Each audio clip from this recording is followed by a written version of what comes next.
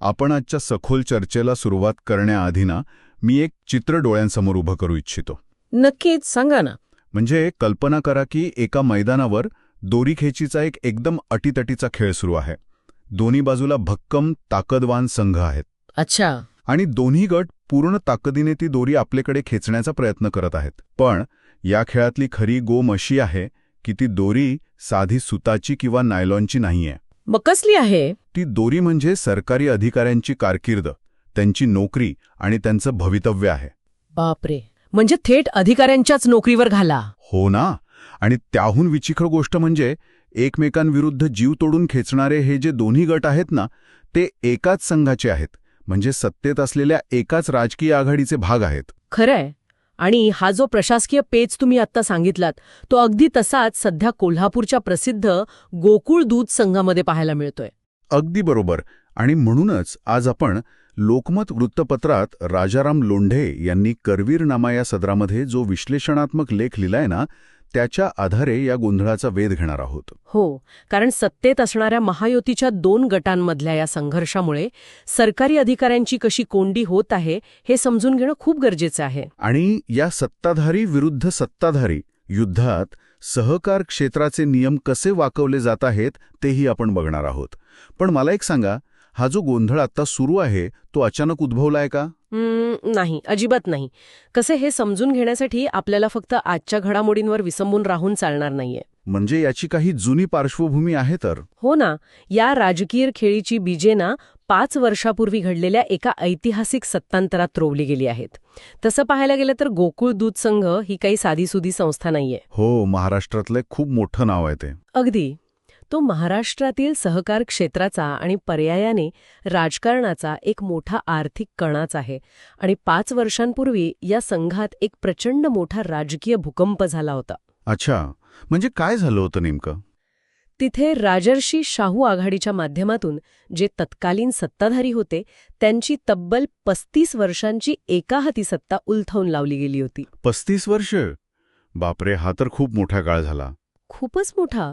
म्हणजे 35 वर्ष एकाच गटाचे वर्चस्व असणे याचा सरळ अर्थ असा की संघाच्या वरच्या प्रशासनापासून ते अगदी गाव पातळीवरच्या दूध संकलनापर्यंत एकाच राजकीय विचारधारेचं जाळं विणलं गेलं होतं. बरोबर.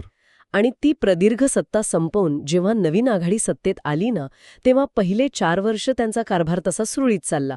पण त्यानंतर जे घडलं तिथून या सर्व प्रशासकीय कोंडीला खऱ्या अर्थाने सुरुवात झाली. म्हणजे हे ऐकायला ना एखाद्या मोठ्या कॉर्पोरेट टेकओव्हर सारखं वाटतंय मला. हो, तसं म्हणता येईल. म्हणजे एखाद्या कंपनीच्या जुन्या मॅनेजमेंटला पूर्णपणे हटवून एक नवीन संचालक मंडळ सत्तेत आलं. पण मला एक प्रश्न पडतो इथे. कोणता? जर हे टेकओव्हर यशस्वी झालं होतं आणि तुम्ही म्हणालात तसं 4 वर्ष सगळं सुरळीत चाललं होतं, तर मग अचानक तत्कालीन अध्यक्षांच्या राजीनाम्याच्या वेळी हा विषय थेट राज्याच्या मुख्यमंत्र्यांपर्यंत का पोचला? तिथेच तर खरी मेख आहे. म्हणजे स्थानिक दूध संघाचा अध्यक्ष कोण असावा यासाठी थेट राज्याची यंत्रणा कामाला लागणं हे जरा त्या कॉर्पोरेट उपमेत बसत नाहीये. अगदी बरोबर ओळखलत तुम्ही. कारण तिथेच कॉर्पोरेट जग आणि सहकार क्षेत्रातील राजकारण यातला फरक स्पष्ट होतो बघा. अच्छा, कसं काय? कॉर्पोरेट कंपनीमध्ये तुम्ही थेट शेअर्स विकत घेऊन कंपनीवर नियंत्रण मिळवू शकता. पण सहकार क्षेत्रात तुम्हाला तसे शेअर्स विकत घेता येत नाहीत. तिथे तुम्हाला मतदार असणाऱ्या प्राथमिक संस्थांवर नियंत्रण मिळवावं लागतं. बरोबर, म्हणजे तळागाळातून पाठिंबा लागतो. हो. आणि तत्कालीन अध्यक्षांच्या राजीनाम्याच्या वेळी जे काही राजकीय नाट्य घडलं ना, ते याच नियंत्रणाच्या संघर्षातून आलं होतं. अच्छा, म्हणजे राजीनामा देताना काही अटी घातल्या होत्या का? हो ना. त्यांनी राजीनामा देताना एक अतिशय थेट अट घातली होती की महायुतीचा अध्यक्ष करत असाल तरच मी राजीनामा देतो. बापरे, म्हणजे थेट राज्याच्या राजकारणाचा संदर्भ. अगदी. ही अट केवळ स्थानिक राजकारणापुरती मर्यादित नव्हतीच मुळी. यात राज्य पातळीवरील राजकीय समीकरणे स्थानिक संस्थांवर लादण्याचा स्पष्ट प्रयत्न होता. म्हणजे स्थानिक दूध संघातील सत्ता ही राज्याच्या राजकारणात जनसंपर्क किंवा अर्थकारणासाठी किती महत्वाची असते हे यावरून दिसते. अगदी तसंच. आणि या राज्य पातळीवरील नेत्यांच्या थेट हस्तक्षेपामुळे मूळची जी शाहू आघाडी होती ती विस्कळीत झाली आणि महायुतीचे नवीन मुश्रीफ हे गोकुळचे नवे अध्यक्ष झाले. ओके, म्हणजे आता राज्याच्या राजकारणातील आघाड्यांची समीकरणं जशीच्या तशी स्थानिक दूध संघावर बसवली गेली. पण इथे ना मला एक मोठा विरोधाभास दिसतोय. कोणता विरोधाभास? बघा, सत्तांतर झालं, महायुतीचा अध्यक्ष बसला, सर्व काही एकाच छत्राखाली आल्यात आत्ता. तरीही हा संघर्ष थांबलेला का नाहीये? तो थांबलेला नाहीये, उलट तो अधिकच गुंतागुंतीचा झाला असं मी म्हणेन. हो ना, कारण लेखानुसार आत्ता जो वाद सुरू आहे तो काही सत्ताधारी आणि विरोधक यांच्यात नाहीये. तो चक्क सत्ताधारी विरुद्ध सत्ताधारी असाच सुरू आहे. होय, आणि या संपूर्ण युद्धाच्या केंद्रस्थानी ना एक महत्वाचा आकडा आहे. 1108, बरोबर ना? अगदी बरोबर. 1108 दूध संस्था. पण या 1108 संस्थांवरून एवढा गदारोळ का माजलाय?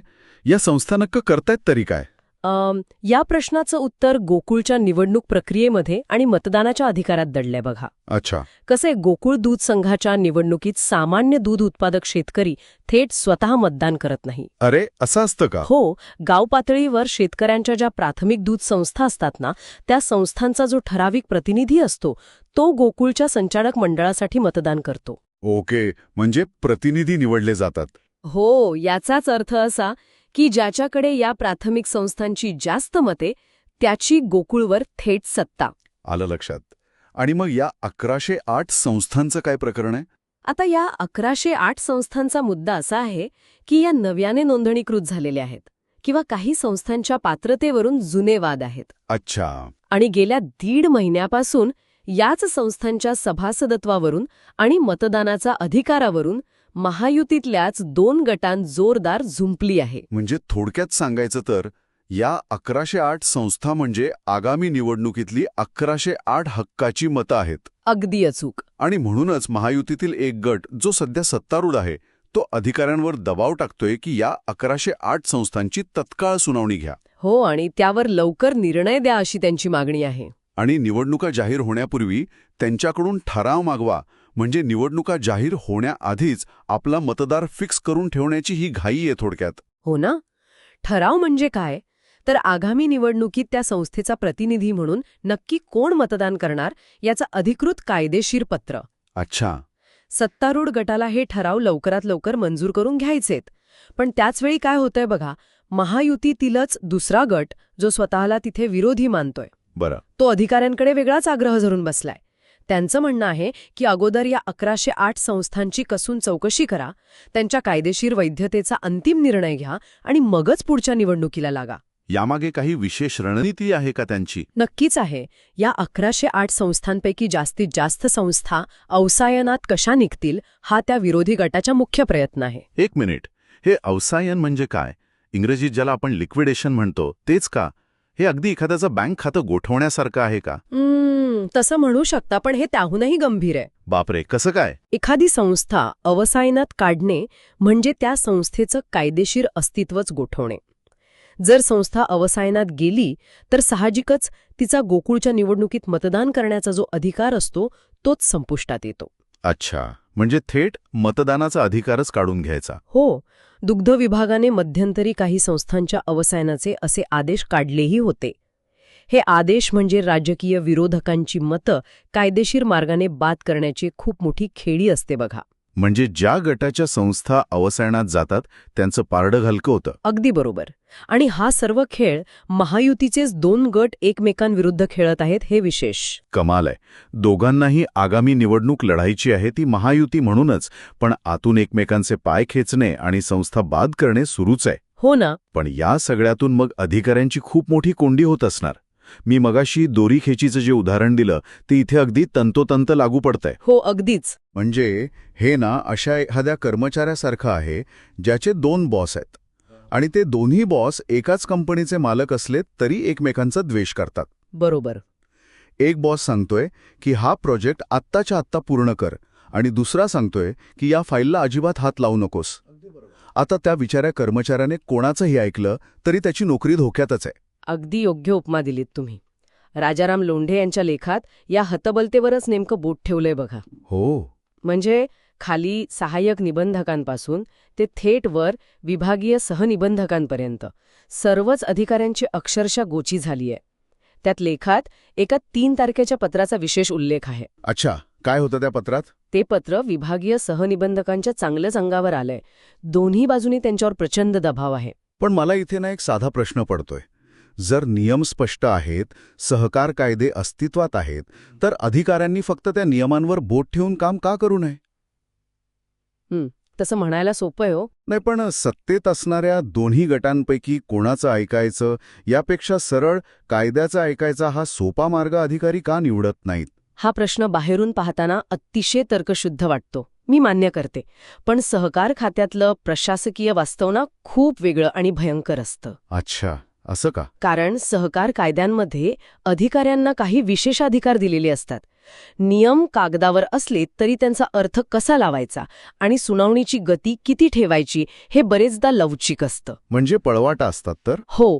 आणि जेव्हा एखादा अधिकारी कायद्यावर बोट ठेवून एखाद्या राजकीय नेत्याच्या विरोधात निर्णय घेतो ना, तेव्हा तो नेता न्यायालयात जात नाही, तो थेट मंत्रालयात जातो. बापरे. आणि मग तिथून सुरू होते प्रशासकीय दहशत. लेखातच एका अधिकाऱ्याच्या बदलीचं उदाहरण दिलंय बघा, ते याच दहशतीचं प्रतीक आहे. म्हणजे कायद्याचं पालन केलं तरीही बदल्यांची शिक्षा मिळते? केवळ बदली नाही हो.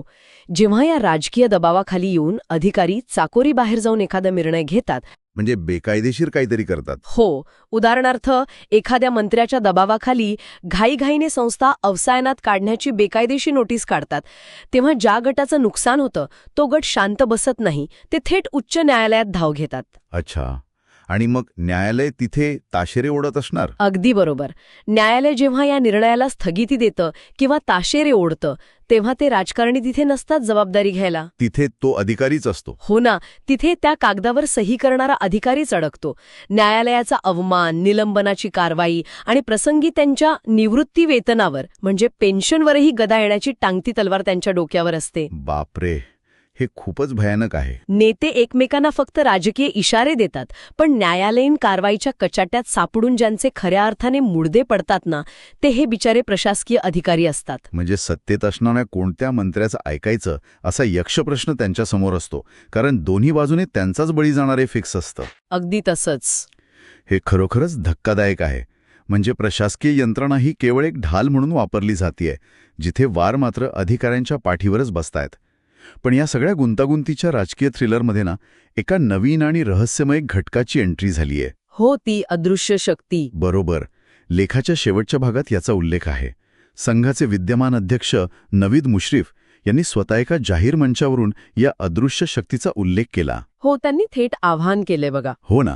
ते म्हणाले की संस्थांना गाडण्याचं किंवा अवसायमात काढण्याचं जे काम ही अदृश्य शक्ती करत आहे, तिचा आपण पराभव केला पाहिजे. बरोबर. पण मला सांगा, राजकारणात अशी कोणती अदृश्य शक्ती असते आणि इतर संचालक यावर इतकी सावध भूमिका का घेत आहेत?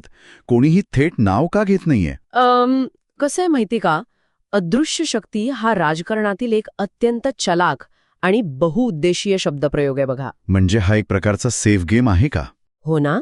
जेव्हा एखाद्या स्थानिक नेत्याला राज्य पातळीवरील एखाद्या मोठ्या वजनदार नेत्याच्या हस्तक्षेपाकडे बोट दाखवायचा असतो, पण कायदेशीर किंवा राजकीयदृष्ट्या थेट नाव घेऊन उघडवैर पत्करायचं नसतं, तेव्हा अशा शब्दांचा आधार घेतला जातो. अच्छा. म्हणजे सापही मरावा आणि काठीही न मोडावी. अगदी तसंच. आणि यातून दोन राजकीय हेतू साध्य होतात. पहिला म्हणजे तुम्ही तुमच्या समर्थकांना एक स्पष्ट संदेश देता की आपल्या विरुद्ध एक मोठं कटकारस्थान शिजतंय, ज्याच्यामुळे कार्यकर्त्यांमध्ये एकजूट निर्माण होते. हो, आणि सहानुभूतीही मिळते. आणि दुसरा हेतू म्हणजे थेट नाव न घेतल्यामुळे भविष्यातील राजकीय तडजोडींचे दरवाजे कायम खुले राहतात. म्हणजे नाव न घेता समोरच्याला इशारा द्यायचा आणि स्वतःला बळी ठरवून सहानुभूती मिळवायची. पण मग बाकीचे संचालक गप्प का आहेत? त्यांना ही शक्ती कोण आहे हे माहीत नसेल का? अहो, त्यांना ही शक्ती कोण आहे हे पक्क माहीत असतं. मग ते बोलत का नाहीत? कारण ते सावध आहेत. त्यांना माहीत आहे की राजकारणात कायमचे कोणीही शत्रू किंवा मित्र नसतात. उद्या याच अदृश्य शक्तीच्या नियंत्रणाखाली असलेल्या राज्य यंत्रणेची त्यांना स्वतःच्या निवडणुकांसाठी गरज भासू शकते. हेही खरंच आहे. जर आज उघडपणे विरोध केला तर उद्या सत्तेची गणिते बदलल्यावर मोठी अडचण होऊ शकते. त्यामुळे या अदृश्य शक्तीच्या नादी लागून स्वतःचं राजकीय भवितव्य धोक्यात आणण्यापेक्षा मौन बाळगणे ते पसंत करत आहेत. अगदी सेफ खेळत आहेत सगळे. पण या सगळ्यात लेखक राजाराम लोंढे एक अत्यंत मार्मिक प्रश्न उपस्थित करतात बघा. कोणता? जर तुम्ही सगळे एकत्रच येणार आहात, आगामी निवडणुका महायुती म्हणूनच लढणार आहात आणि शेवटी सत्तेत वाटेकरीही होणार आहात, तर मग आज एकमेकांवर कुरघोडी करण्यासाठी या बिचाऱ्या प्रशासकीय अधिकाऱ्यांचा बळी का देताय? त्यांचा असा राजकीय प्याद्यांसारखा वापर का करताय? खरे, हाच या संपूर्ण चर्चेचा खऱ्या अर्थाने केंद्रबिंदू आहे. आपण आज जे विश्लेषण केलं त्यातून एक गोष्ट अत्यंत स्पष्ट होते की हे प्रकरण केवळ कोल्हापूरच्या एका दूध संघापुरतं मर्यादित नाहीये, अजिबात नाही. किंवा काही अधिकाऱ्यांच्या बदल्यांपुरतंही मर्यादित नाहीये. जेव्हा राजकारणातील प्रचंड मोठी महत्वाकांक्षा आणि राज्य पातळीवरील आघाड्यांचे राजकारण स्थानिक सहकार क्षेत्रात अतिप्रमाणात शिरकाव करतं, तेव्हा काय होतं याचा हा एक जळजळीत आरसा आहे. हो, अगदी बरोबर बोललात. यात प्रशासकीय यंत्रणा कशी पंगू होते, अधिकारी कसे स्वतःच्या नोकरीच्या भीतीने काम करतात आणि संस्था चालवण्याचा जो मूळ हेतू असतो ना, तो कसा या सत्तेच्या साठमारीत कुठेतरी हरवून जातो, हे यावरून स्पष्ट दिसतंय. अगदी अचूक विश्लेषण केलं तुम्ही. सहकार क्षेत्राचा मूळ उद्देशच या सगळ्या राजकीय गदारोळात पूर्णपणे बाजूला पडलाय. आणि या संपूर्ण चर्चेच्या शेवटी ना, मला एका अशा घटकाकडे लक्ष वेधायचंय जो या संपूर्ण लेखात किंवा राजकारण्यांच्या भाषणात कुठेच दिसत नाहीये. असा कोणता घटक राहिलाय? बघा, आपण 35 वर्षांच्या सत्तेबद्दल बोललो, 1108 संस्थांच्या मतदानाबद्दल बोललो, अधिकाऱ्यांच्या न्यायालयीन आणि प्रशासकीय कोंडीबद्दल बोललो आणि त्या अदृश्य शक्तीबद्दलही चर्चा केली. हो, सगळं कव्हर केलंय आपण. पण या संपूर्ण प्रक्रियेत ना, एक खूप मोठा घटक पूर्णपणे दुर्लक्षित राहिलाय. कोण बरं? ज्याच्यासाठी हे सर्व सहकार क्षेत्र निर्माण झालं, तो सामान्य दूध उत्पादक शेतकरी. बापरे, खरंच की. गाव पातळीवर पहाटे उठून गोठ्यात राबणारा, ऊन पावसाची तमा न बाळगता दूध संकलन केंद्रावर जाणारा तो शेतकरी. या दूध संघांची स्थापना मुळात शेतकऱ्यांच्या दुधाला योग्य भाव मिळावा, त्यांच्या आर्थिक हिताचे रक्षण व्हावे यासाठी झाली होती. हो ना, सहकाराचा मूळ पायाच तो आहे. पण जर आज या प्राथमिक संस्था केवळ राजकीय नेत्यांच्या मतदानाचा ठराव देणारी यंत्रणा बनल्या असतील, जर या 1108 संस्था म्हणजे फक्त राजकीय बेरीज वजाबाकीचे आकडे बनले असतील, तर मग या शेतकऱ्याचे प्रतिनिधित्व नक्की कोण करत आहे? हा खरोखरच अस्वस्थ करणारा विचार आहे. हो ना, ज्या शेतकऱ्याच्या घामावर आणि कष्टातून जमा झालेल्या दुधावर या गोकुळसारख्या कोट्यावधी रुपयांच्या संस्था उभ्या राहिल्या आहेत, तो शेतकरी आज या राजकारणात केवळ एक मूक प्रेक्षक बनून राहिलाय. अगदी खरंय. या अदृश्य शक्ती आणि महायुती विरुद्ध महायुतीच्या ओढाताणीत दुधाचा दर काय असावा, पशुखाद्याच्या किमती वाढतायत त्याचं काय, किंवा शेतकऱ्यांच्या अडचणी काय आहेत, यांवर कुणीही बोलताना दिसत नाहीये. बरोबर. सहकार चळवळीचा जो मूळ आत्मा होता ना, म्हणजे समाजातील तळागाळातील लोकांचं आर्थिक सक्षमीकरण करणे, तो आत्मा या राजकीय महत्वाकांक्षेच्या आणि सत्तेच्या खेळात हरवत तर चालला नाही ना? हा प्रश्न आजच्या या परिस्थितीकडे पाहून नक्कीच पडतो. आणि हेच या संपूर्ण घडामोडींचं सर्वात विदारक सत्य आहे. सुरुवातीला आपण जी दोरी खेचीची उपमा दिली होती ना, त्या खेळात दोरी कोणाकडेही खेचली गेली आणि अधिकारी त्या दोरीला लटकून कसेही फरफटत गेले तरी दोन्ही बाजूचे खेळाडू ज्या जमिनीवर उभे राहून ती खेचत आहेत, ती जमीन मात्र या ओढाताणीत पार तुडवली जात आहे. अगदी योग्य उपमा. आणि ती जमीन दुसरी तिसरी कोणी नसून आपला सामान्य दूध उत्पादक शेतकरीच आहे. राजकीय सत्तेच्या या साठामरीत तोच सर्वात जास्त भरडला जातोय. याचाच एका अंतर्मुख करणाऱ्या आणि विचार करायला लावणाऱ्या वास्तवासोबत आजची ही सखोल चर्चा आपण इथेच थांबूया.